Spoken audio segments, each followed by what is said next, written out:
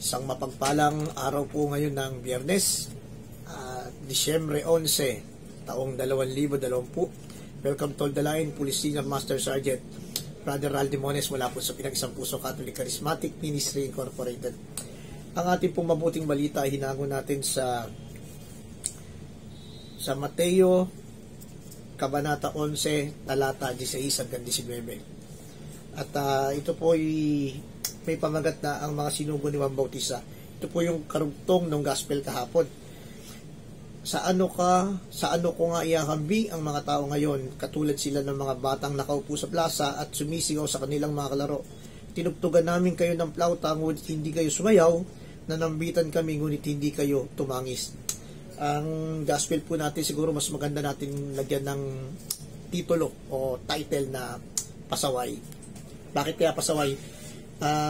Sa gospel kasi naihambing ang mga tao sa isang bata na sumisigaw sa kanilang kalaro. Ang sabi dito, tinugtugan namin kayo ng plauta pero hindi kayo sumayaw, nanambitan kayo ngunit hindi kayo tumangis. Parang kung ano yung inuutos o ano dapat yung mangyari, yun yung hindi ginagawa ng tao. Di ba? Parang ano lang yan opposite doon sa tinuturo ng Diyos na gusto niya mangyari sa iyo, yun ang ginagawa mo. Tinignan ko at binasa ko kung ano talagang ibig sabihin ng saway. Sabi po doon sa meaning niya, ang ibig sabihin daw doon ay to stop, to prohibit. Ibig sabihin, pag sinabing saway, pinagbabawal, huwag mong gawin. Kaya pag sinabing pasaway, ibig sabihin ginagawa mo yung pinoprohibit o yung mga hindi dapat ginagawa. Kaya sa gospel ngayon, nire-remind tayo bilang hindi bata, kung hindi isang matanda o matured Christian, tayo ba ngayon ay gumagawa ng tama?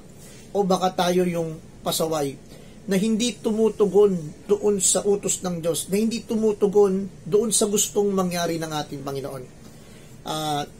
Basic lamang kapatid, sa buhay pananampalataya o sa buhay na ginagalawan natin, madalas talaga kung ano yung bawal, yun ang ginagawa natin. Tama po ba? Pag sinabing no left turn, doon tayo nagle-left turn. Kaya nga, madaming pamilya ang nasisira dahil yung mga lalaki, kadalasan kaliwa ng kaliwa. Sabi nga, no overloading. Pero makita mo sa Pilipinas ka lang makikita na ang tricycle umaabot ng 14 ang sakay. Pag sinabing stop, doon naman magbibiting na red light. Pag sinabi namang go, doon naman humihinto at humihimpil sa gilid at nagsasakay ng mga pasahero. Sa buhay natin bilang isang tao, kaya tayo din nagkakasakit dahil pasaway tayo. Pag sinabing bawal ang matamis, saka naman natin titirahin yung matatamis kahit may diabetes tayo. Pag sinabi naman high blood, bawal kang kumain ng mga matataba dahil nga daw may gamot, titirahin din naman. Siguro kung ihahambing natin lalo sa buhay pananampalataya, tinuturuan tayo ng Diyos na huwag maging pasaway. Sinasabi sa atin na ito ang ikakabuti natin. Sundin natin. Sinasabi ng ating Panginoon, pakinggan mo ang salita ng Diyos. Pero bakit parang hindi tayo nakikinig ng salita ng Diyos? Pag sinabi naman ng ating Panginoon, huwag mong gagawin yan sapagkat yan ay yung gagawin mo ay magagalit ako, pero ginagawa pa rin natin. Siguro marahil ang prayer natin ngayon sa araw na ito, Lord, bigyan mo ko ng tapang para kontrolin ang aking sarili. Ibigay mo sa akin yung gift of self-control para hindi ako maging pasaway sa iyo. At nawa, Panginoon, yung gusto mo ang siyang maghari sa buhay ko. I-pray din natin, kapatid, yung mga bata na nalululong ngayon sa ipinagbabawal na gamot, nalululong sa mga hindi magagandang barkada. At ipag-pray din natin yung mga tatay, mga nanay na imbis na maging ehemplo, sila tong nagiging pasaway sa kanilang pamilya. Ilingin natin sa ating Panginoon na, Lord, nawa hindi ako maging pasaway simula ngayon at sa mga susunod pang araw. Nawa, maging isang tunay mo kong alagad na sumusunod sa iyo. Let us pray, kapatid. In the name of the Father, of the Son, of the Holy Spirit. Amen.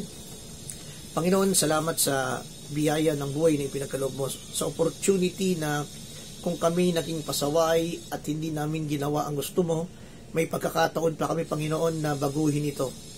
Panginoon, tinataas namin ang mga kabataan ngayon na nasa status ng paggamit na ipinagbabawal na gamot, nasa barkada, hindi sumusunod sa kanilang magulang, at patuloy na gumagawa ng masama.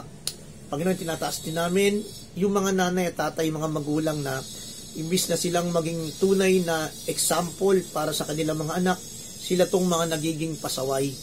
Panginoon, bigyan mo po kami ng tapang, ng kalakasan, self-control para gawin ang tama at umiwas sa masama at sa tukso.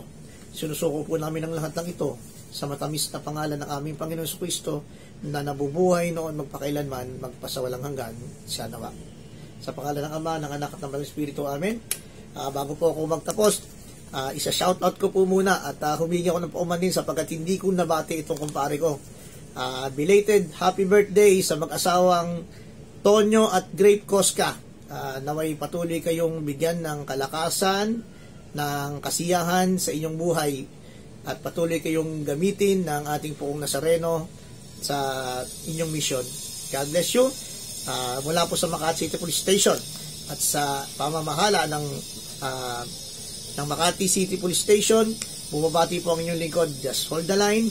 Hawakan po natin lagi ang salita ng Diyos. God bless.